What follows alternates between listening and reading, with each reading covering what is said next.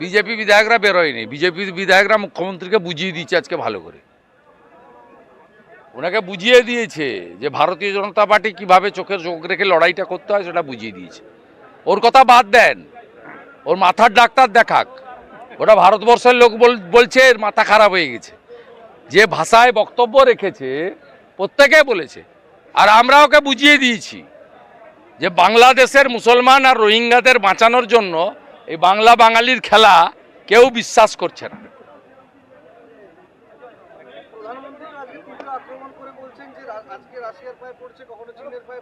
দেশ বিরোধী, দেশদ্রোহী,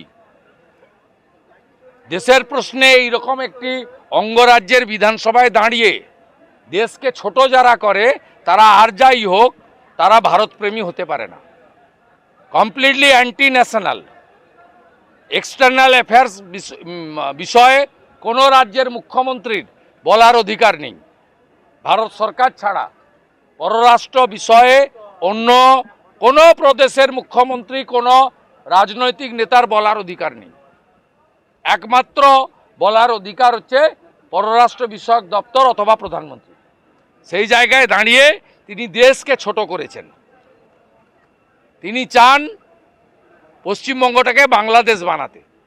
যেমন জামাতের হাতে ওটা চলে গেছে, এই রাজ্যটাও যাতে জামাতের হাতে চলে যায়, দুজন মিলে একসঙ্গে চালাবেন।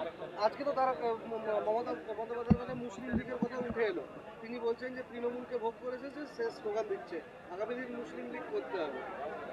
বলছে যে তৃণমূলকে ভোগ করেছে, সে স্লোগান দিচ্ছে। উনি কোন দল করতেন? উনি কোন দল করতেন? সুব্রত মুখোপাধ্যায়ের ব্যাগ ধরে ঘুরতেন।